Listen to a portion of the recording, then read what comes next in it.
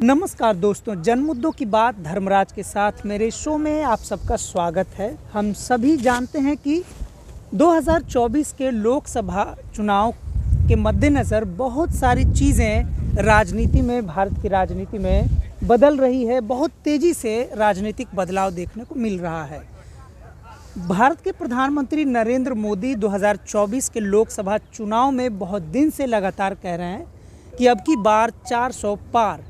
इतना ही नहीं बल्कि कल भी उन्होंने संसद में इस बात को दोहराया था कि कैसे भाजपा 2024 के लोकसभा चुनाव में किसी भी कीमत पर 400 लोकसभा सीटें जीतेंगी, इसे कोई रोक नहीं सकता है। इसकी प्रतिक्रिया में राजद पार्टी के राज्यसभा सांसद मनोज कुमार झा ने, प्रोफेसर मनोज झा ने यही कहा था कि इसको देख के ऐसा लगता है कि जैसे कि अभी से ही ईवीएम सेट हो गया है, जिसके मद्देनज़र प्रधानमंत्री बोल रहे हैं कि पहले से ही 400 सीटें आने की बात कही जा रही है। बहरहाल बहुत सारे तमाम मुद्दों की तरफ न जाकर हम सीधा आएंगे कि वो ऐसे कौन सी चीज़ें हैं जो बहुत दूर तक असर करती हैं। वह है भारत सरकार के योजना के अंतर्गत पुरस्कारों का वितरण। कुछ दिन पहले कर्पूरी ठाकुर की जयंती 24 जनवरी के ठीक एक शाम पहले 23 जनवरी को यह घोषणा की गई थी कि उन्हें भारत रत्न की उपाधि से नवाजा जा रहा है।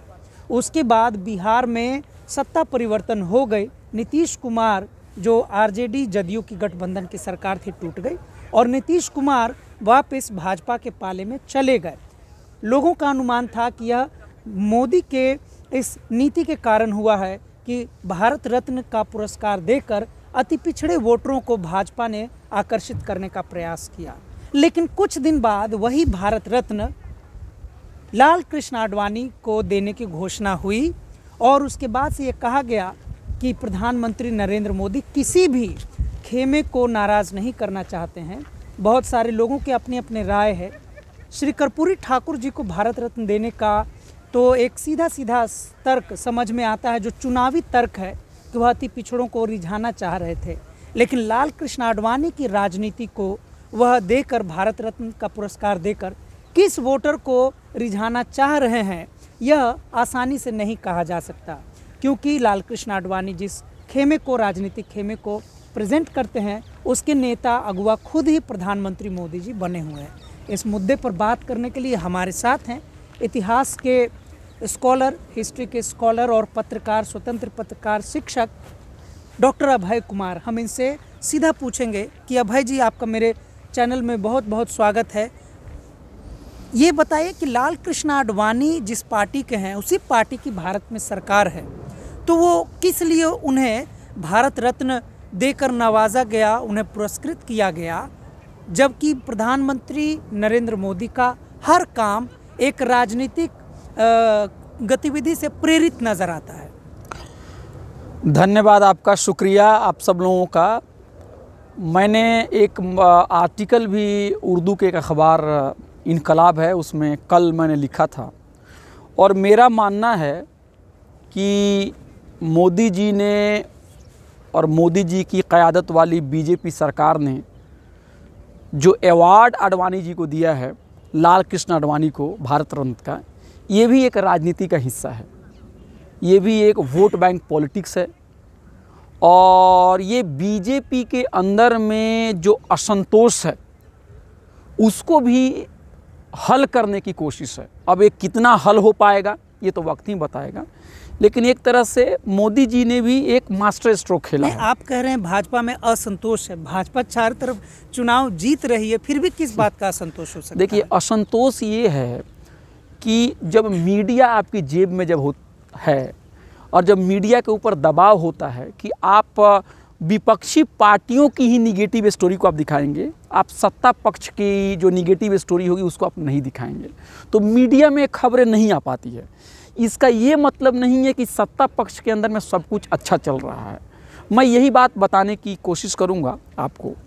सबसे पहले कि आडवाणी जी जो हैं, इस वक्त उनकी उम्र आडवाणी जी की 97 ईयर्स ओल्ड, यानी 100 साल में सिर्फ 3 साल ही कम है। आडवाणी जी का जन्म आप सब लोग जानते हैं 1927 में हुआ था कराची में, और मोदी जी और आडवाणी जी के बीच में भी बहुत ही अजीब रिश्ता है। आडवाणी जी ने ही मोदी जी को पार्टी में लाया और उनको आगे बढ़ाया, है ना। और आडवाणी जी ने ही मोदी जी की जो सरकार थी 2002 में, जब गुजरात में दंगे हुए थे, बहुत बड़ी तादाद में मासूम लोगों का कत्ल हुआ था, खासकर मरने वालों की तादाद अल्पसंख्यक मुसलमान समाज से थे। और हर तरफ ये दिख रहा था कि सरकार जो है लोगों की जान माल को बचाने में नाकाम रही है। और यहाँ तक कि जो विपक्षी पार्टियाँ थी वो तो मोदी जी को क्रिटिसाइज़ कर ही रही थी, यहाँ तक कि बहुत सारी जो रूलिंग पार्टी, मतलब उस समय वाजपेयी जी की सरकार सेंटर में थी और जो उनकी मतलब केंद्र में भी भाजपा की सरकार थी और गुजरात में तो नरेंद्र मोदी की बिल्कुल सरकार थी ही। और उस समय बहुत सारी जो सहयोगी पार्टी थी बीजेपी की, आडवाणी जी और अटल जी की जो सरकार थी, उन्होंने भी दबाव डाला था कि नहीं नहीं नहीं, ये मोदी जी के राज्य में ये सब ठीक नहीं चल रहा है, उनको आप हटा दीजिए। तो वाजपेयी जी इस बात को मान भी चुके थे और शायद मोदी जी को इस्तीफ़ा देने के लिए कहा भी जाता और उनको गुजरात की जिम्मेदारी किसी और को दे दी जाती, क्योंकि अटल जी ने भी एक प्रेस कॉन्फ्रेंस में कहा है कि एक जो हुक्मरान होता है, एक लीडर होता है, वो धर्म के चश्मे से राजनीति नहीं कर सकता है ना। एक बार जब आप कुर्सी पर बैठते हैं तो आपको राज धर्म निभाना होता है, आपको सबकी जान और माल की हिफाजत करनी पड़ती है। वहाँ हिंदू और मुस्लिम के चश्मे से आप नहीं देखते हैं, आप वोट और इलेक्शन में नहीं है, बल्कि आप एक आईनी, एक संविधान के पोस्ट पे आप बैठे हुए हैं। लेकिन आडवाणी जी ने वीटो किया वहाँ पे। और Advani ji no doubt, Vajpayee ji prime minister थे लेकिन आडवाणी उस समय डिप्टी प्राइम मिनिस्टर थे। और आडवाणी जी के अंदर में एक बहुत बड़ी क्वालिटी ये है कि वो अपने शुरुआती दिन से ही वो काम काज करने में, पेपर वर्क करने में, एक बड़ा एडमिनिस्ट्रेटर, एक ऑर्गेनाइजेशन को संभालने में उनका रोल बहुत ही बड़ा है। पढ़ते लिखते भी बहुत ज़्यादा थे। वाजपेयी का चेहरा जो था वो ज़्यादा पॉपुलर था, लेकिन आडवाणी जो है पर्दे के पीछे बहुत कुछ आडवाणी करते थे और आडवाणी की बड़ी ताकत थी। और बीजेपी के कई सारे लीडरों ने कहा था कि आडवाणी ही सरकार को चला रहे थे, तो आडवाणी ने वहाँ पे बचाया उनको। और आडवाणी जी की अगर आप राइटिंग को पढ़ेंगे, उनकी बायोग्राफी को पढ़ेंगे या उनके स्टेटमेंट को पढ़ेंगे, तो आज भी आडवाणी जी अपनी बायोग्राफी में, जो उनकी बायोग्राफी है माई कंट्री माई लाइफ, उसमें उन्होंने मोदी की पूरी तरह से उन्होंने डिफेंड किया है, मैंने उनको मोदी को बचाया और कहा कि नहीं, उनको बचाना चाहिए था, उनको दबाव नहीं डालना चाहिए था इस्तीफा देने के लिए। तो आप देखेंगे कि मोदी जी आज राजनीति में बने हुए हैं, वो आडवाणी की वजह से। राजनीति में भी आडवाणी लाए और मोदी को बचाया भी 2002 में। लेकिन इंटरेस्टिंग चीज़ ये देखिए कि सियासत में कोई किसी का दोस्त नहीं होता है, सियासत में कोई किसी का दुश्मन नहीं होता है। 2009 में जब यूपीए दोबारा केंद्र में जब सरकार बना ली और आडवाणी की क़यादत में उस ज़माने में वो इलेक्शंस लड़ा गया। और एक और बात याद रखिएगा कि उस ज़माने में बिहार के जो चीफ मिनिस्टर हैं नीतीश जी, जो अभी बीजेपी के साथ चले गए, उन्होंने कहा था बीजेपी से कि मोदी जी कैंपेन करने के लिए बिहार में नहीं आएंगे। और उस समय आडवाणी की और नीतीश की इतनी पकड़ थी कि मोदी जी नहीं गए बिहार में कैंपेन करने के लिए। लेकिन 2009 के बाद एक बार जैसे ही चुनाव आडवाणी के नेतृत्व में बीजेपी हार जाती है, उसके बाद से आडवाणी का कद जो है वो नीचे नीचे कम होने लगता है और मोदी जी का कद ऊपर बढ़ने लगता है। और उसके बाद से आडवाणी जी को सत्ता से बाहर करने में, बीजेपी के अंदर जो उनकी ताकत थी उसको कम करने में उन्हीं का चेला मोदी जी का बहुत बड़ा रोल है। और 2013-14 तक आते आते जिन लोगों को आडवाणी जी ने अपनी पार्टी में लाया था, चाहे वेंकैया नायडू हो, चाहे राजनाथ सिंह हो, चाहे नरेंद्र मोदी हो, चाहे अरुण जेटली हो, ये सारे लोग धीरे धीरे अपने पुराने गुरु आडवाणी को छोड़ दिए और मोदी जी के पास चले गए। यानी आडवाणी का जहाज़ जो था उस समय वो डूब रहा था। और राजनीति में वही होता है कि जो आपको राजनीति में लाया, लेकिन अगर आप देखते हैं कि अगर उसका सितारा डूब रहा है तो आप उसको छोड़ देते हैं और आप किसी और के पास चले जाते हैं। और एक और चीज़ लोग भूल जाते हैं कि 2014 में जब बीजेपी की सरकार बन जाती है, मोदी जी को पूरी मेजॉरिटी मिल जाती है, उसके बाद दिल्ली में चुनाव हुआ था असेंबली इलेक्शंस का, और मैं रामलीला मैदान में भाषण सुनने भी मोदी जी का गया हुआ था उस समय, क्योंकि मैंने कभी मोदी जी को बोलते हुए नहीं सुना था। तो मीडिया में बड़ा था कि बहुत अच्छे स्पीकर है, मैं गया था वहाँ सुनने के लिए, बीजेपी की मीटिंग थी रामलीला मैदान में। लेकिन केजरीवाल बहुत ही प्रचंड बहुमत से दिल्ली में चुन के आए। उसके बाद 2015 में बिहार में भी इलेक्शंस हुआ, जिसमें लालू और नीतीश जी साथ में आए। मैं वहाँ भी बिहार इलेक्शंस को भी कवर किया, और वहाँ पर भी मोदी जी ने बहुत जोर लगाया कि किसी तरह से बीजेपी की सरकार आ जाए। लेकिन मोदी का करिश्मा ना दिल्ली में चला, ना मोदी का करिश्मा आपको बिहार में चला।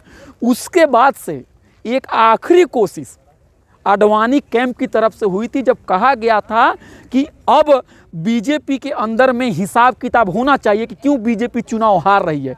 यानी इनडायरेक्टली ये मोदी जी की लीडरशिप पे एक बड़ी कोशिश थी, जिसमें आपको प्रेस में यही खबर आई थी कि आडवाणी के अलावा आपको मुरली मनोहर जोशी और उसके अलावा अरुण शौरी, ये सब लोग, और यशवंत सिन्हा भी उसके साथ थे, और यशवंत सिन्हा तब बीजेपी छोड़ भी चुके हैं।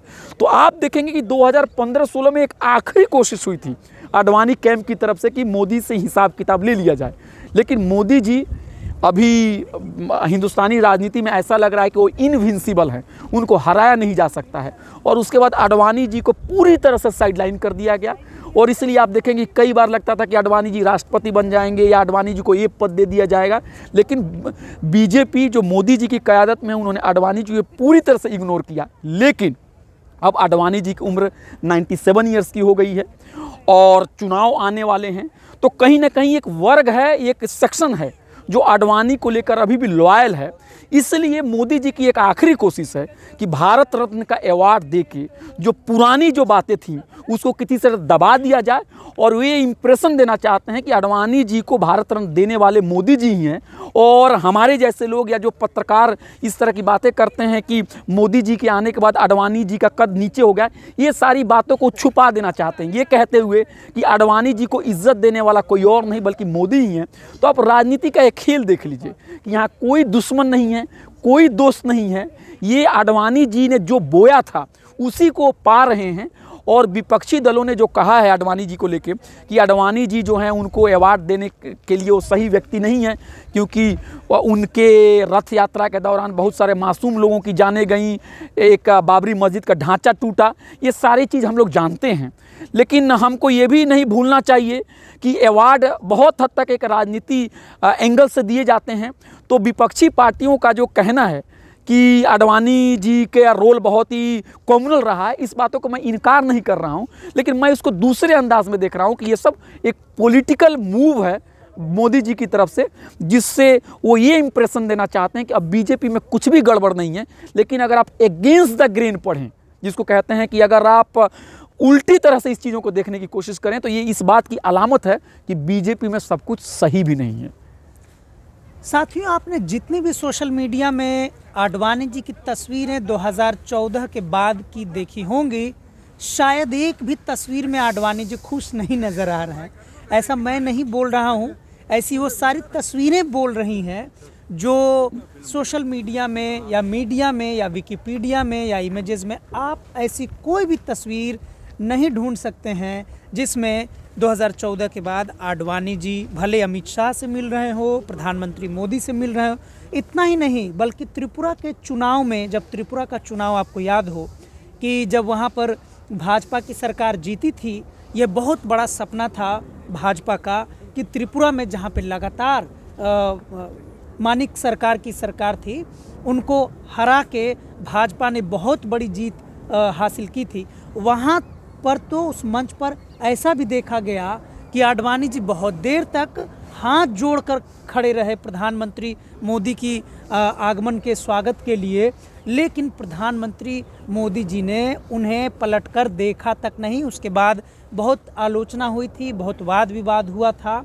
लेकिन ऐसी क्या वजह है कि भारत रत्न देने से, जैसा कि अभय जी कह रहे हैं कि भारत रत्न देकर जो भी शिकवा शिकायत प्रधानमंत्री नरेंद्र मोदी के लिए आडवाणी समर्थकों में होगी वह खत्म हो जाएगा।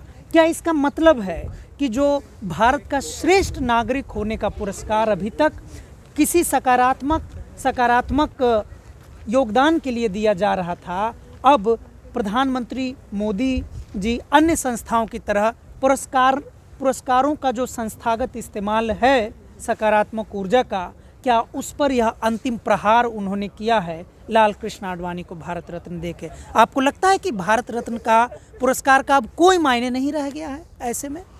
देखिए, एक चीज़ मैं ऐड कर दूं, मैंने ये नहीं कहा कि पुरस्कार आडवाणी जी को दे देने के बाद जो पुराने गिले और शिकवे हैं वो ख़त्म हो जाएंगे। राजनीति में कल क्या करवट लेगा वो मैं नहीं कह सकता। मैंने ये कहा कि ये मोदी जी की तरफ से कोशिश है, इसको कितना मतलब प्रेम के साथ इसको स्वीकार किया जाएगा ये तो वक्त ही बताएगा। अब आपने दूसरा सवाल मुझसे ये कहा कि अवार्ड जो दिया जाता है, ये अवार्ड जो है ये राजनीति से प्रेरित। हाँ, मैं मानता हूँ कि अवार्ड जो है, मैं ये नहीं कह रहा हूँ कि भारत में जितने लोगों को अवार्ड मिला है सब लोगों को अवार्ड इसलिए मिला क्योंकि वो किसी खास पार्टी के आगे पीछे करते थे, लेकिन हाँ इतना ज़रूर कहूँगा कि एक बड़ी तादाद में जो अवार्ड दिए जाते हैं वो राजनीति की वजह से दिए जाते हैं। और इसीलिए बहुत सारे पब्लिक इंटेलेक्चुअल जो होते हैं वो कई बार अवार्ड को वापस कर देते, कहते हैं कि नहीं मुझे इस अवार्ड से लेना देना नहीं है। और एक और चीज़ आपके सामने मैं ऐड करना चाहता हूँ कि अगर आप आडवाणी जी की लाइफ को देखें और उनकी आप बायोग्राफी को पढ़ें तो आप पाएंगे कि आडवाणी जी के लाइफ के अंदर में कंट्राडिक्शंस भरा हुआ है। देखिए, जहाँ वो कराची में जो पैदा हुए हैं उनका जो माहौल था, जहाँ जिस घर में पैदा हुए, तो वहाँ पे हिंदू की भी बड़ी आबादी थी, वहाँ पे सिख लोग भी बड़ी आबादी में थे, वहाँ पारसी भी बहुत बड़ी आबादी में थे, वहाँ गुरुद्वारे मंदिर मस्जिद सब थे। तो आडवाणी जी एक वैश्य समाज में, सिंधी समाज में पैदा हुए थे। उनके यहाँ माहौल था पूरी तरह से एक सिंक्रेटिक कल्चर का, हिंदू मुस्लिम सिख ईसाई भाई भाई वाला माहौल था। लेकिन बाद में चल के वो आरएसएस की पाठशाला में जब दाखिल हुए और आरएसएस की पाठशाला में दाखिल होने के बाद उन्होंने फिर इतिहास को और भारत को देखना एक कॉम्युनल तरीके से देखना शुरू कर दिया। फिर उनके जीवन में जो वो एक सिंक्रेटिक कल्चर जो उन्होंने जो इम्बाइब किया था वो आरएसएस में जाने के बाद वो धीरे धीरे कम होने लगा। 1970 के करीब में जेपी आंदोलन में आने के बाद एक उम्मीद जगी थी कि आडवाणी जेपी के साथ आने के बाद शायद उस चीज़ों को छोड़ दें। लेकिन जेपी आंदोलन में जाने के बाद बीजेपी, आडवाणी, इन लोगों ने, उस समय जो जनसंघ था, इन लोगों ने अपने रुख को थोड़ा बहुत, इन लोगों ने क्या किया, टोन डाउन किया पॉलिटिकल वजह से। लेकिन उन लोगों ने अपना दिल नहीं बदला। और 1980 के बाद जब जनता पार्टी टूट जाती है फिर इन लोगों ने राम मंदिर का इश्यूज़ को उठाया। और राम मंदिर के इश्यूज़ को उठाने के बाद इस पूरे आंदोलन में कितने लोगों की जान गई, मंदिर टूटा, भारत की राजनीति कैसे बदली और सेकुलरिज्म एक गाली शब्द बन गई बीजेपी के राइज होने के बाद। और मुसलमानों का अपीजमेंट नाम का एक टर्म दिया गया। अगर मुसलमानों का इतना ही अपीजमेंट सेकुलर पार्टियों ने अगर की है तो मुसलमान आज इतने गरीब क्यों हैं? तो एक बहुत ही निगेटिव पॉलिटिक्स को आडवाणी जी की वजह से भारत की राजनीति में वो सब चीज़ें उभरनी शुरू हुई। और आडवाणी जी के ही ज़माने में अगर आप देखिएगा तो आपको पता चलेगा कि बहुत बड़ी तादाद में ये लोग फ्री मार्केट इकोनॉमी को भी सपोर्ट करते थे। और आडवाणी की पूरी बायोग्राफी आप देख लीजिए तो वहाँ पर कास्ट डिस्क्रिमिनेशन का कोई चर्चा नहीं है। समाज के अंदर में पिछड़े, दलित, आदिवासी, ओबीसी, महिलाएं, ये इतनी हाशिए पे हैं, इसका कोई चर्चा उनकी राजनीति में नहीं है। और फिर आप देखिए कि जो गुजरात का दंगा हुआ वहाँ पर भी विपक्षी पार्टियों को तो छोड़ दीजिए, जो एलाइड पार्टी थी वाजपेयी की वो भी चाहते थे कि मोदी जी को इस्तीफा दिया जाए और एक जिम्मेदारी को कबूल करे कि उनके तरफ से एडमिनिस्ट्रेटिव फेलियर हुआ था। फिर आडवाणी जी बचाने के लिए मोदी को आ गए। फिर 2005 में वो पाकिस्तान जाते हैं और पाकिस्तान जाने के बाद वो जिन्ना को कहते हैं कि जिन्ना जो है वो बहुत ही सेकुलर लीडर थे। और जिन्ना ने जो स्पीच दिया था पाकिस्तान बनने के बाद कॉन्स्टिट्यूएंट असेंबली में, बहुत ही ज़बरदस्त स्पीच था। और उन्होंने जिन्ना को हिंदू मुस्लिम यूनिटी का एम्बेसडर कहा। तो इस तरह से आडवाणी समय समय पे आप देखिए कि वो समय समय पे अपना रूप भी बदल रहे हैं और ये दिखाने की कोशिश कर रहे हैं कि वो बहुत ही लिबरल हैं। लेकिन जो उनका कोर एजेंडा था हिंदुत्व का, उसके साथ उन्होंने कभी समझौता नहीं किया। और हिंदुस्तानी राजनीति में उनका जो योगदान है काफ़ी निगेटिव ही रहा है। इसलिए जो विपक्षी पार्टियां कह रही हैं कि वो एक बेहतर कैंडिडेट नहीं थे और कहीं ना कहीं ये भारत रत्न का तौहीन भी है, मैं इस बात से अग्री करता हूं। लेकिन फिर वही बात कहूँगा कि पुरस्कार बहुत बार जो राजनीतिक पक्ष को देख के दिए जाते हैं और जिस लीडर को उन्होंने आगे बढ़ाया वही लीडर उनके जवाल का भी वजह बना। और जिस जिन्ना को वो सेकुलर कह रहे थे और हिंदू मुस्लिम यूनिटी के लिए अलंबरदार उसका एम्बेसडर कर रहे थे। उसी जिना को अगर आप और हम अगर कुछ उनके बारे में कुछ लिख दें और पढ़ दें तो आपको कहा जाता है कि आप लोग जिना प्रेमी हैं, राष्ट्रद्रोही कहा जाता है। राष्ट्रद्रोही कहा जाता है जी। जिना प्रेमी कह दे तो कोई बात नहीं, राष्ट्रद्रोही। देखिए अलीगढ़ मुस्लिम यूनिवर्सिटी के अंदर में जिना की एक तस्वीर लगी हुई थी पुराने ज़माने में, उसके ऊपर बीजेपी वाले लोगों ने या जो हिंदू राइट के लोगों ने बड़ा विवाद किया था उसके ऊपर, है ना, विवाद किया था कि ये कैसे हो सकता है हिंदुस्तान के अंदर में। लेकिन लोग ये भूल जाते हैं कि वही मतलब आडवाणी जी हैं जो पाकिस्तान जाके ये कह रहे हैं कि जो जिना थे इतने बड़े सेकुलर थे, लेकिन उनके ऊपर कोई सवाल नहीं उठा था। और एक और चीज़, आखिरी बात मैं कह दूं, जिना की आडवाणी की पढ़ाई जो है वो आपको सेंट पैट्रिक स्कूल में हुई है, एक ईसाई क्रिश्चियन मिशनरी में वो पढ़े हुए हैं। तो कोई आडवाणी जी को देशद्रोही नहीं कहता है, कोई आडवाणी जी को नहीं कहता है क्रिश्चियन प्रेमी नहीं कहता है, लेकिन वही ईसाइयों के घर पे हमले होते हैं तो इसके ऊपर उनके राज में हुए हैं। देखिए उनके आडवाणी जी जब कमान संभालते थे राजनीति का, तब बहुत सारे बिल्कुल उड़ीसा में बहुत सारे हमले हुए हैं। तो ये भी देखिए कितना विरोधाभास है कि जिस ईसाई के स्कूल से पढ़ के, जिस क्रिश्चियन स्कूल से पढ़ के आडवाणी जी इतने बड़े देशभक्त हो सकते हैं, उसी ईसाइयों को और उसी माइनॉरिटी के स्कूल को हम बुरा भला कहते हैं। तो ये सारी चीज़ें हैं, ये सारी चीज़ें मौजूद हैं। इतिहास बहुत कुछ अभी आडवाणी के बारे में लिखेगा। अभी इतिहास जो है कभी सो नहीं जाता है। आज दबाव की वजह से वो सारी चीज़ें आ नहीं पाती हैं, लेकिन आएंगी और सारी चीज़ें खुल के आएंगी। और मुझे ये लगता है कि ये आडवाणी जी का कंट्रीब्यूशन जो है, मैं ओवरऑल जो हिंदुस्तानी राजनीति में है उसको मैं देख के बहुत मायूस हो जाता हूँ, क्योंकि उन्होंने प्रगतिशील राजनीति नहीं की बल्कि उन्होंने बहुत ही नकारात्मक राजनीति की। जी, आखिरी सवाल आज का मैं पूछूंगा कि जब हम भारत पाकिस्तान के बंटवारे का, विभाजन का, पार्टीशन का शब्द का इस्तेमाल करते हैं तो जिनका परिवार पार्टीशन से होकर गुजरा होगा उनके कलेजे पर क्या गुजरती होगी यह कहने की बात नहीं है। लेकिन भारत में दो बहुत बड़े पद पर राजनीति की दुनिया में ऐसे लोग आए जो पाकिस्तान जो तब बना वो वहाँ से भारत आए थे।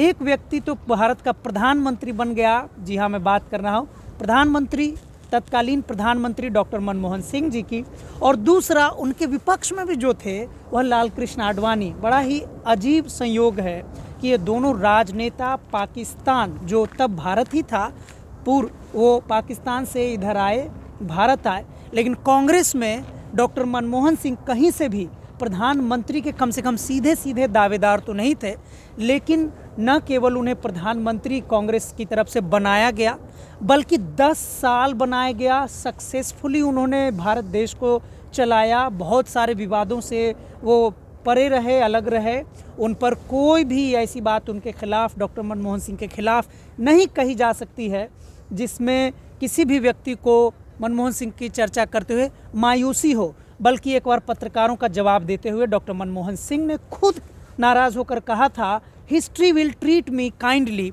लेकिन लाल कृष्ण आडवाणी को देखते हैं तो 2014 में तो उनके प्राइम मिनिस्टर बनने का समय आ गया था, पार्टी को प्रचंड बहुमत मिली थी, लेकिन तभी आडवाणी को साइडलाइन करके प्रधानमंत्री मोदी को प्रधानमंत्री बना दिया गया। क्या आपको लगता है, चूँकि आप राजनीतिक मुद्दों पे लिखते हैं, कॉलमनिस्ट हैं, आपको लगता है, बहुत सारे आरएसएस के लोगों से मैंने बात किया है जो छात्र राजनीति में है, जो व्यवहारिक राजनीति में है, उनका मानना है कि एक बयान के कारण, लाल कृष्ण आडवाणी के एक बयान के कारण आरएसएस में उन्हें प्रधानमंत्री पद के रेस से बाहर कर दिया। वह वही है जो अभी अभी आपने कहा कि उन्होंने जिना की तारीफ कर दी थी पाकिस्तान जाकर। देखिए, आप जो कह रहे हैं कि जो पाकिस्तान में वो गए हैं उन्होंने जिना की तारीफ़ की, और सही मामले में अगर देखा जाए तो जो भी जिना के बारे में आडवाणी जी बोले बिल्कुल सही बोले।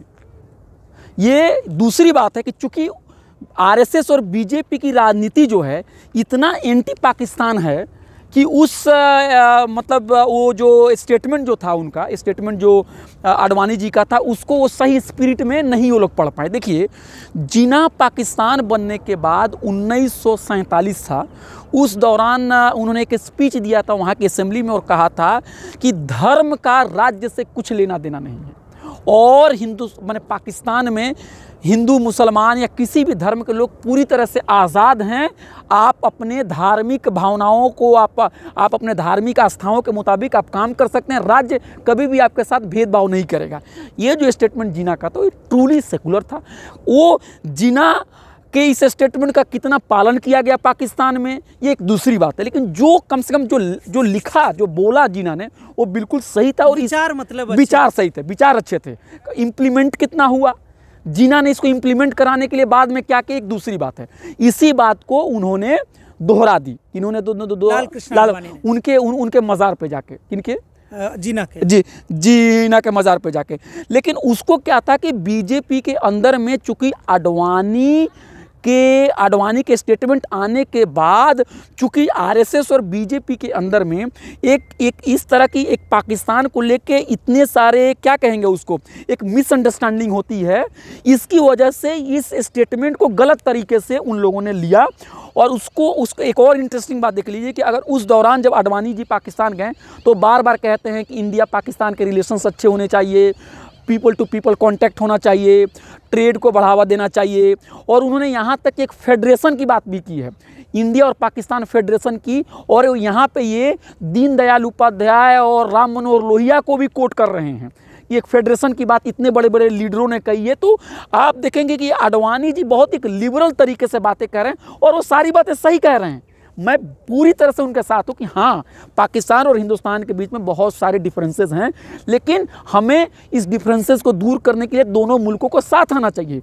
लेकिन चूंकि आरएसएस और बीजेपी की पॉलिटिक्स जो है वो ऐसी अलग थी कि जो अडवाणी की इस बातों को लोगों ने कबूल नहीं किया। लेकिन मैं ये नहीं मानता हूँ कि एक स्टेटमेंट की वजह से अडवाणी जी बाहर आ गए। हाँ, इस स्टेटमेंट की वजह से अडवाणी जी के ऊपर बहुत सारी आलोचनाएं हुई, लेकिन एक बड़ा एंगल भी है क्योंकि 2008-9 तक आते आते जो बिजनेस क्लास था वो मोदी जी को लीडर मानने के लिए तैयार होने लगा। और दूसरी बात एक और है कि राजनीति में मैंने आपको फिर कहा था कि कोई दोस्त और कोई दुश्मन नहीं होता है। दीनदयाल उपाध्याय जी के बाद जो प्रेसिडेंट जनसंघ के बने हुए थे, बलराज मधोक बने हुए थे, उसके बाद अटल बिहारी वाजपेयी बने। और 1970 और 71 के चुनाव के बाद जब जनसंघ का परफॉर्मेंस अच्छा नहीं होता है तो अटल जी प्रेसिडेंट के पद से हट जाते हैं और अडवाणी को प्रेसिडेंट बनाया जाता है। तो अडवाणी जब प्रेसिडेंट बनते हैं तो बलराज मधोक को पार्टी से निकालने वाले अडवाणी जी हैं। यानी ये कहना कि बीजेपी एक पार्टी ऑफ डिफरेंस है, बीजेपी के अंदर में कोई आंतरिक राजनीति नहीं होती है, आरएसएस और बीजेपी में सब लोग राष्ट्र प्रेम में ही ओत प्रोत हैं, उनको कोई पर्सनल इंटरेस्ट कुछ भी नहीं है, ऐसी बातें नहीं हैं। खुद अपनी कलम से अडवाणी जी ने एक सीनियर लीडर बलराज मधोक को पार्टी से बाहर किया। और बलराज मधोक ने बहुत सारी किताबें लिखी हैं आरएसएस के पॉइंट ऑफ व्यू से। एक इनकी किताब है इंडियनाइजेशन, जिसको हम लोग यहाँ एमए में हमारे प्रोफेसर थे एमएसएस पांडियान, उन्होंने हमको पढ़ने के लिए और बुक रिव्यू करने के लिए भी दिया था। तो बहुत ही एक इंटेलेक्चुअल लीडर थे बलराज मधोक। लेकिन बलराज मधोक को साइड लाइन अडवाणी ने किया उस ज़माने में, और वाजपेयी से भी उनकी नहीं बनती थी बलराज मधोक की। तो आने वाले वक्त में किसी और लीडर ने भी अडवाणी जी को बाईपास कर दिया। इसलिए आप देखेंगे राजनीति में बाईपास करना और प्रमोट करना, किसी को आगे बढ़ाना और किसी का पांव खींचना, ये चलता रहता है। ये दूसरी बात है कि जब सत्ता में होते हैं और मीडिया जब आपकी जेब में होती है तो आपके निगेटिव पक्ष को नहीं दिखाया जाता है और विपक्षी पार्टियों के निगेटिव पक्ष को दिखाया जाता है। इसका ये मतलब नहीं है कि आपके अंदर में आंतरिक कलह और बिकरिंग नहीं है। साथियों, हम सुन रहे थे डॉक्टर अभय कुमार, जो वरिष्ठ पत्रकार हैं, इतिहासकार हैं और राजनीति विज्ञान के शिक्षक हैं। इन्होंने लाल कृष्ण आडवाणी को भारत रत्न दिए जाने के बाद जो विवाद, जो कंट्रोवर्सी देखने को मिल रहे हैं, उस पर बड़े विस्तार से इन्होंने चर्चा की और इन्होंने लगभग समझाने का प्रयास किया सफलतापूर्वक कि कैसे पुरस्कार है, भले ही वह कितना भी राजनीति से प्रेरित हो, लेकिन किसी भी व्यक्तित्व की शिनाख्त उसके हिस्ट्री को देख के, उसके कामों को देख के किया जाना चाहिए। लाल कृष्ण आडवाणी भारत रत्न दिए जाने वाले विवादित लोगों में अकेले नहीं हैं। इसके पहले जो विवाद हुआ था, वो सचिन तेंदुलकर को जब भारत रत्न दिया गया था, तब भी ऐसा ही विवाद हुआ था जब लोगों ने कहा था कि सचिन तेंदुलकर को अभी भारत रत्न दिया जाना कहीं से भी न्यायोचित नहीं है। बहरहाल राजनीति खेमे में पुरस्कारों की अपनी ज़रूरतें होती हैं, पुरस्कारों के माध्यम से वोटरों को खुश किया जाता है, कई बार पुरस्कार सही भी दे दिए जाते हैं, कई बार पुरस्कारों में राजनीति भी साफ साफ झलकता है। हम साहित्य की दुनिया में भी देखते हैं कि जब साहित्य अकादमी हाल में ही संजीव को हिंदी के लिए दिया गया तो बहुत सारे लोगों ने हिंदी की दुनिया में साहित्य अकादमी संस्थान की आलोचना की कि जिस संजीव को आज से 20 साल पहले साहित्य अकादमी पुरस्कार मिल जाना चाहिए था वह उन्हें 20 साल बाद मिला है। बल्कि दिवंगत मुनव्वर राना ने तो मोदी सरकार के विरोध में अपना पुरस्कार ही लौटा दिया था, जिसे बाद में अवार्ड वापसी का मूवमेंट माना गया। बहुत सारे साहित्यकारों ने मोदी सरकार के विरोध में अपने पुरस्कार वापस कर दिए थे। यह थी पुरस्कारों की राजनीति और पुरस्कारों के इर्द गिर्द उठ रहे विवादों पर बातचीत। अभय जी, आपका बहुत बहुत शुक्रिया, आपने बहुत ही कीमती वक्त हमारे चैनल के लिए दिया। आप हमारा चैनल दैनिक अम्बेडकर देखते रहिए। सारे महत्वपूर्ण मुद्दों पर मैं आपके सामने बेहतरीन चर्चा लाने का प्रयास करता रहूँगा। अगर आपको मेरा चैनल अच्छा लगता है तो आप इसे सब्सक्राइब करें, लाइक करें, शेयर करें। आप चाहें तो आर्थिक सहयोग भी दे सकते हैं। मेरे चैनल के इंट्रोडक्शन में बैंक अकाउंट लिखा हुआ है। फिर हम आपसे किसी नए मुद्दे पर मिलेंगे, तब तक के लिए शुक्रिया, धन्यवाद।